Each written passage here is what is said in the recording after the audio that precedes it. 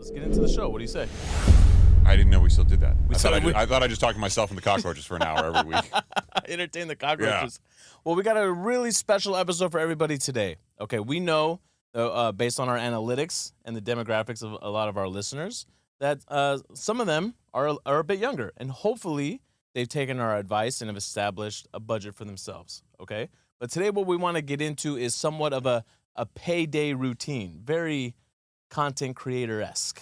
You know, I've done the exact same thing on payday, which comes twice a month for me. I'm W-2. Mm-hmm. And for the money that comes in from businesses, I take the money in the same time I take my W-2 wages in. So it's like I address this twice a month.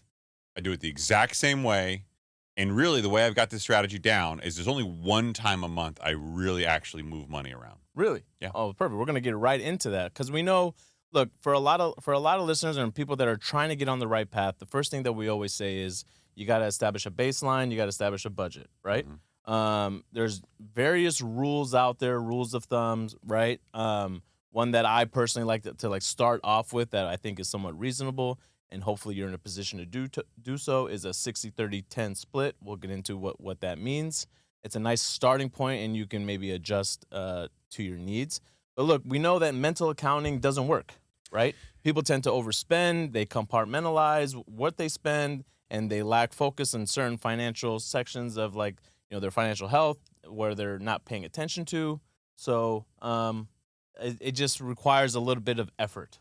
I wouldn't say it does not work. I would say that just like counting macros and understanding your diet, if you take the time to log and count how much protein, how much carbs, and how much fat you're taking on a daily basis, and you go through that exercise and you do it for a long enough time, it becomes a lot easier for you to guesstimate, if you will. I think you're right. Yeah, absolutely. I should have backtracked a little bit, and you're right. If you take the time to figure out what is your baseline and what are your essentials, and you actually devote, let's say, several months to it, and you can stick to that plan, you'll start to pick up better habits. 100%. And you'll start to look at, so I do this something, and I know this is like one of those critical things that everybody talks about all the time. This is one example of many I'm sure we'll talk about. Every morning, I don't know why the hell this happened. I woke up one day and I'm that guy. Yeah, and it just wasn't up. It was just down. Yeah, that happened too, but that was more I was talking about the stock market. Shit. See, this is why I do shows without you more professionally. Got it. Okay, because you tap into my weaknesses subconsciously. Yeah. I've been getting a nitro cold brew every morning from Starbucks. Mm-hmm, I've noticed that. That is $6.45 every single morning. But bro, you could be saving so much money if you just skip that coffee every morning. I could, but I'm not going to. Why? Why? It brings me joy. And that $6 for that joy in the morning, that small pivot from the workday, and it's not even so much the drink as much as it is me knowing that I'm going to go and get something that I physiologically enjoy, and there's going to be this moment where I'm going someplace that's not work before I go to work. It makes me happy. Dude, I can totally appreciate that. And some of that can carry over into other things of your life too, right? Like I know for you also, going to the gym, as much as you do love spending time with your family and whatnot, you also know doing something for yourself, like going to the gym after work. That is my psychological sanctuary. Yeah, and this also could possibly play somewhat of a role, right? Like you do something for yourself first in the morning, then you go on and you tackle the rest of your day. Right? Yeah, I think for a lot of Americans, you're not going to get up and do fasted cardio. You're not going to get up and do a cold plunge. You're not going to get up and go for a walk in the morning or get sunlight or rub your Liver King trophies. You're not going to do any of that stuff, right? Mm-hmm. But if you do something small like that to start your day, I don't know if there's a psychological benefit here or what the explanation is, but there's just something that taps into your inner humanity where you're like, I can go to work now. Right, exactly. So let's get into this first part, right? So step one is establishing your baseline. I know we got a lot of listeners that have crossed over from the fitness industry thanks to Mind Pump. My guys. Right? So it's in that sense, it's no different than figuring out what your maintenance level calories are, right? Mm-hmm. Just figuring out where you're at, what does it take for you to just stay right where you are weight-wise, right? And then adjusting from there. So like I said at the top of the show, a split that I like to start off with to, begin to plan out your budget is a 60-30-10 split. And that 60 represents 60% of your income should be going to essential living expenses. These are things like your mortgage or your rent, right? These are things like your groceries. These are things like dining out, insurance, minimum debt payments, right? Like things that you absolutely, your utility bills, insurance, transportation, all of these things, right? Yeah. Hopefully you're in a position to where you are making enough to where you can plan for this accordingly, right? And you're not behind the eight ball. But if so, this is a good starting point. So there's a lot of people listening to the show who they're starting off with nothing, right? You're starting off at zero. And they get discouraged because, like, oh my God, like I have all the aspirations of being hyper uber wealthy. What do you mean, like starting off with zero? So I know whenever I was starting off, like I felt like I was behind the eight ball because I wasn't making millions yet. Yeah. Right. And a lot of younger generations are seeing this wealth on social media, real or fake as it may be, and they aspire to it. They want that lifestyle. They want all the things that come with making money, right? They want the independence and freedom, and they have this manifestation of things in their head that they think it's going to be. Mm-hmm. To them, I would say, you're so much better off than you realize, because there's an entire subset of people so much farther behind you that have racked up debt, sometimes to no fault of their own, just because life circumstances got in the way. So no judgment. Yeah. Sometimes because they're trying to keep up with that lifestyle, and sometimes because they just didn't do these simple steps along the way and got buried slowly, incrementally over time. Yeah, it's no different than you seeing somebody that may be like 20, 30, 40, 50, 60 pounds overweight at a certain age at the gym. And yes, maybe, I mean, are you going to really pass judgment on them, or are you going to congratulate them and root them on for even being there, committing to something and starting to, go about it the right way? But knowing your income and expense, like we talked about on previous shows, and establishing your baseline, your budget, whether that's a 60-30-10 split or it's hyper paying down debt, that has to be something that you know and appreciate. Mm-hmm. And yeah, you could look at something in your account and go, okay, am I waiting for my paycheck to come in to spend more money? Right. That's usually an indication you're doing something fundamentally wrong or you're not making enough money. Right. And so to break that down a little bit further, part of this rule, and you can do this digging yourself too online, but if you're listening to the show, if you have a mortgage or your rent and you're trying to fit this into that 60%, ideally your mortgage or your rent should be taking up somewhere between 25 to 30% of that. Right? I think that's outdated though. It is a little bit, it is a lot outdated, because especially where rents have gone, right, and where the mortgages are at now, and there's going to need to be a little bit more wiggle room. But that's why I said this is just a starting point, that where you should be able to mold to fit exactly what you need, right? And 10% can go to your cell phone, your utilities, those things, and from there, I mean, hopefully you're, like I said, you're in position to where you can actually start to like mold these situations, right?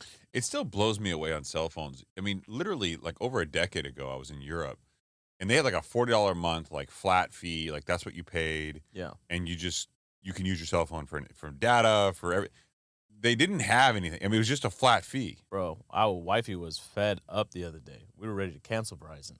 Your mobile service? Yeah. Why? They were down for 6 hours nationwide.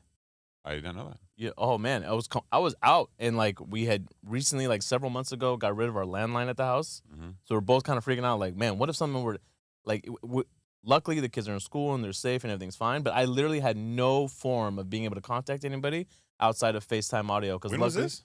This was Monday. Huh. I mean, 6 hours of you not responding to me is very normal, so I wouldn't have noticed. That's also why I wasn't responding to you. Don't think that was. It was. Yeah, I'm pretty sure it was not. But yeah, man. So it's like, I couldn't believe it. I was like, man, 6 hours, that's a long time. Was this just locally or nationwide? No, nationwide. That had to be like a hack or something, right? And then I was reading, because the internet was still up, and I was reading like the live updates, and like they had been reporting only 100,000 people have reported like them being down. I'm like, bro, they can't report it. They don't have a phone to report that they're down. Like, what kind of stat is this? Man, I've taken such beef with so many of the stats that have come out recently that, I mean, someone called me on social media. You saw it. They basically called me Peter Schiff. Yeah. Broken clocks right twice a day, because we got to address that at some point. Yeah. I mean, he's been a loyal fan of the show. He still follows. I mean, he still listens to the show. So I'm not like upset about it per se, as much as I'm cognizant of the fact that we've talked about a lot of negative things in the show. Mm-hmm. So I probably should point out, this week we're going to take a bit of a different stance. We're not going to use the R word as much. Recession. Yeah. Okay. Recession. Recession. Well, we are going to talk a lot about the impacts of some of the things like this to improve your life. We're going to talk a little bit about the port strike coming up. I think I did a huge deep dive into Coming it. up, bro. It's already in play, full effect. I don't think we're seeing the full manifestation of it yet. Okay. I think there's a lot more going on that's going to wind up making this a huge problem if it doesn't get resolved immediately. And frankly, it should. But there seems to be some interesting personalities at play. Oh, yeah, absolutely. Okay, so let's quickly get into step number 2 of your payday routine. It's, now it's getting into the 10% of that 60-30-10 rule, right? Where you're building up an emergency fund. Now, that could look different for a number of different people. We have a rule of thumb that we've routinely said on the show. Ideally, we would like, in a perfect world, for everybody to have 6 months of savings of your spending, right? But we understand that that's a huge undertaking, okay? So start off with miniature goals. Maybe start, aiming for like 1 month and then 3 months. And then ultimately, this can happen over time. We understand, right? But eventually you should get to 6 months. And then ideally, that's also if you're employed. If you're self-employed, I think you need to account for maybe even a little bit more, right? Because you have your own business to fund. You need to account for the business's monthly expenses in addition to yours too. So I mean, it can be. And look, every business goes through this narrow window of almost failing for the most part. I mean, there are exceptions, but most businesses go through this narrow window. Somebody once asked me, "Hey, Chris, I've got a home that I own, Okay. and I've built some equity. Is it okay to have a home equity line of credit instead of an emergency fund?" And I guess if you really need to tap into it, yes. I've always said, don't play Russian roulette with your home equity. Right? Like it becomes a very easy drug to tap into. If you're running at a cash flow negative and you tap into it every single month and you don't have a relief valve for that, that can be very dangerous. Whereas if you had an emergency fund, once you run out of it, like you're out.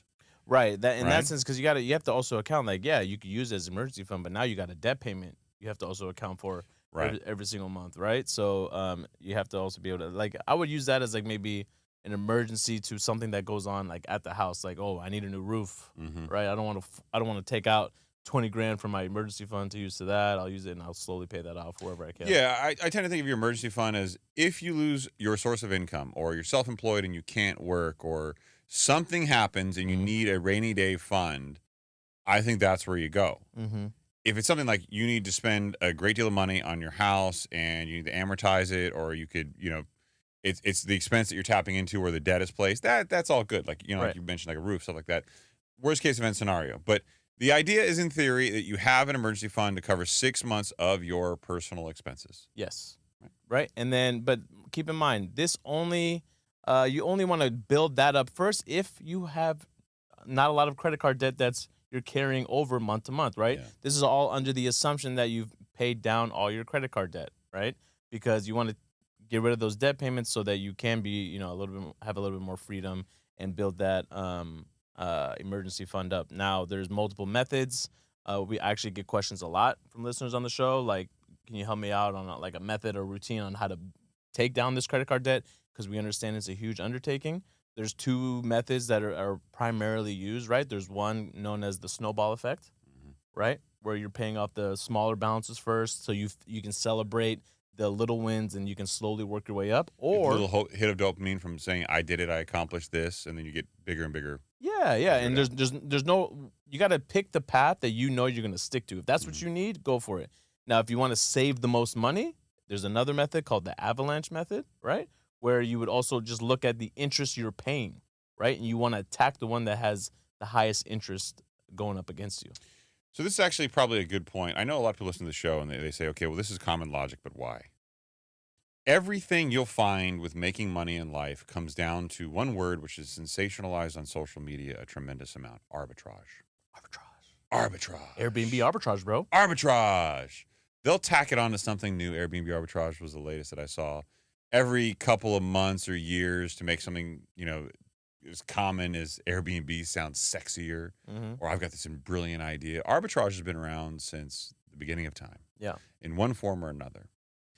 If you have your money in cash, right, and you don't have credit card debt, that money is hopefully making you interest. Let's just say you put it into a high yield savings account and you're making 4%, right?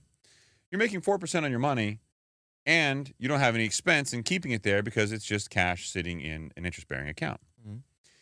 If you're not using your money to pay down credit card debt, right, and you're putting it into just a savings account, you're making 4%, but you have credit card debt and you're paying 20%, you're negative arbitraging, right? That cash that can be used to pay that down is now costing you the difference between what you're earning, that 4%, versus what you're paying, the 20%. It's a 16% negative to you. So the arbitrage concept is as simple as it might sound. You're like, oh, duh, that sounds pretty simple. Chris, why are you spending like I'm an idiot? You'd be surprised how many people don't actually go through this mental exercise. Right. So if you need to look at where your money is and how much it's costing you or how much it's making you. Just knowing where your money is and where your debt is in and of itself is not enough. You would be stunned at how many people I talk to that do not know their credit card interest rates. Oh yeah. Well, I mean, it does float a little bit, right? Yeah, but you should approximately know how much you're paying. Exactly, right? And we're going to get in, and also like an example that I had ready for the show is like the average credit card debt that's being carried month over month for, people out there, people with credit cards, is somewhere between $6,000 to $8,000, okay? I mean, that's a lot. So everybody but Dave Ramsey. Yeah, because he doesn't need credit, bro. Why do you need credit? Cash rules everything around me. Cream. Dollar bills, y'all. We're so good at this.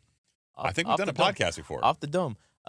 So like keep this in mind, if you're just paying the minimum payments and then also still using your credit cards to live the lifestyle that you've now accumulated and like created for yourself, right? And you have $8,000 balance, and let's just say you pay the minimum payment or a little bit more, but then you're racking up a little bit more debt, and at the end of the first year you didn't take down anything from that $8,000.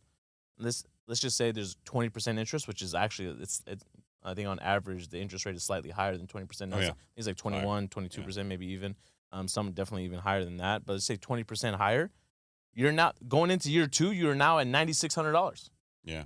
Right. And then going into year 3, I think what do I have here? You're at $11,500. So like you have to make this a priority.